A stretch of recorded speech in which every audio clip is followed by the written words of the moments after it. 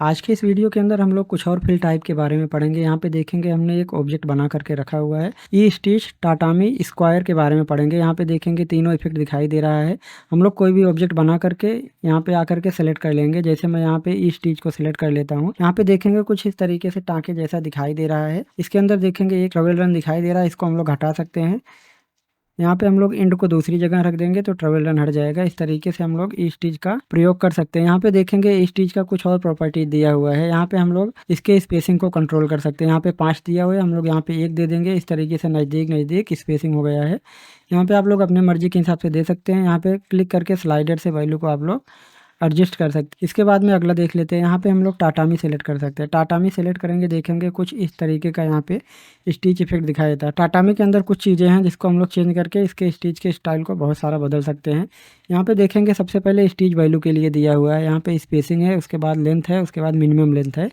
अगर हम लोग यहाँ पे स्पेसिंग में 0.5 दे देंगे, ये दूर दूर हो जाएगा। सेम उसी तरीके से जैसे स्पेसिंग दूसरे के अंदर काम करता था, सेम इसके अंदर भी उसी तरीके से काम करेगा। उसके बाद में यहाँ पे लेंथ दिया हुआ है।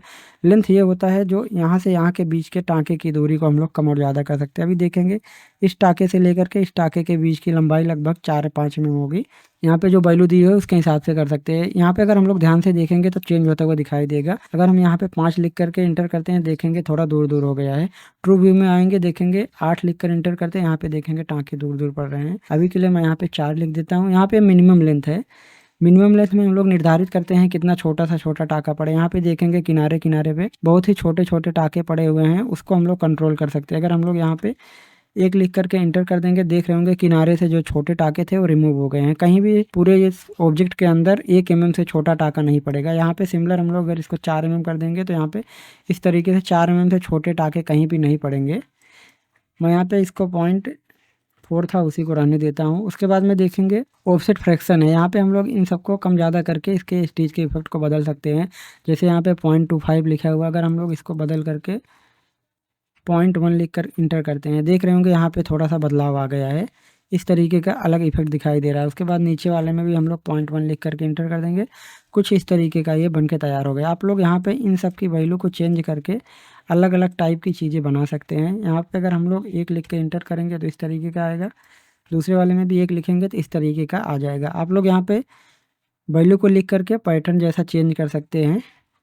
उसके बाद यहाँ पे 2 मेथड दिया हुआ है। ऑफसेट का 2 मेथड दिया हुआ है। पहला वाला ये ऑफसेट फ्रैक्शन है, दूसरा वाला है पोर्ट्रेट लाइन है। हम लोग यहाँ पे अगर पोर्ट्रेट लाइन वाले को सेलेक्ट कर देंगे, उसके बाद वैल्यू यहाँ पे देंगे, उसके हिसाब से ये अंदर पैटर्न बन रहा है वो चेंज होगा। जैसे मैं यहाँ पे 0.0011 लिख करके इंटर करता हूँ तो इस तरीके का बनेगा। अगर हम लोग यहाँ पे 0022 लिख कर इंटर करेंगे तो कुछ इस टाइप का पैटर्न बनेगा। अगर हम लोग यहाँ पे 4 बार 0 और 4 बार 4 लिख कर इंटर करेंगे तो कुछ इस टाइप का पैटर्न बने। आप लोग यहाँ पे इन सब चीज़ों को चेंज करके देख सकते हैं किस तरीके का पैटर्न बन रहा है।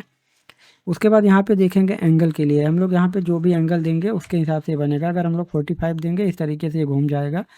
और यहाँ सबसे नीचे आकर के देखेंगे बैक स्टिच का 3 प्रकार का टाइप दिया हुआ है। इसके अंदर थंबनेल के ऊपर आप लोग देखेंगे तो खुद से समझ जाएंगे किस तरीके के यहाँ पे टाँके पड़ने वाले। पहले वाले में इस तरीके का टाँका पड़ेगा, दूसरे वाले में इस तरीके का पड़ेगा। आप लोग चेंज करके देख सकते हैं, स्क्रीन पे इस तरीके का दिखाई दे रहा है। तीसरे वाले को सेलेक्ट कर लेंगे, कुछ इस तरीके का टाँका पड़ेगा। यहाँ पे रैंडमनेस के लिए होता है, हम लोग यहाँ पे परसेंट में वैल्यू दे सकते हैं। अगर हम लोग यहाँ पे 10% दे देंगे तो जो स्टिच के पॉइंट को हम लोग रैंडमाइज कर सकते हैं, एक जगह से दूसरी जगह शिफ्ट कर सकते हैं थोड़ा सा। इसको हम लोग बदल कर इस तरीके से देख सकते हैं, जो स्टिच का पॉइंट था वहाँ से हट करके दूसरी जगह गिरना शुरू हो जाएगा। ये तो रहा टाटामी फिल के बारे में। यहाँ पे आप लोग इन सबको चेंज करके और अलग अलग टाइप का इफेक्ट बना सकते हैं। इसके बाद हम लोग अगले वाले को देखते हैं। यहाँ पे स्क्वायर दिया हुआ, स्क्वायर को सेलेक्ट करेंगे, इस तरीके से लाइन लाइन बनता हुआ नज़र आएगा। हम लोग यहाँ पे देखेंगे इसकी 2 प्रकार की वैल्यू दी हुई है। पहला लेंथ है, हम लोग यहाँ से इसके लेंथ को कम और ज़्यादा कर सकते हैं। 3 करेंगे, यहाँ पे जो यहाँ से लेकर के यहाँ तक के ये टाँके के बीच की दूरी को हम लोग यहाँ से कंट्रोल कर सकते हैं। 3 mm कर दिए हैं, ये 3 mm का टाँका होगा। अगर हम लोग इसको मापना चाहते हैं, एम दबाएंगे, यहाँ से क्लिक करके यहाँ पे जाएंगे, मापेंगे, देखेंगे 3 mm के आसपास का लेंथ आ रहा है। उसके बाद यहाँ पे स्पेसिंग है, हम लोग यहाँ से स्पेसिंग को निर्धारित कर सकते हैं। अगर हम लोग यहाँ 5 mm दे देंगे तो ये इस तरीके से दूर दूर हो जाएगा। अगर हम लोग यहाँ पे 1 दे देंगे तो नज़दीक नज़दीक स्पेसिंग हो जाएगा। आप लोग इस तरीके से स्टिच का इफेक्ट अपने डिज़ाइन के अकॉर्डिंग चेंज कर सकते हैं। आज के इस वीडियो में इतना ही, मिलते हैं नेक्स्ट वीडियो में।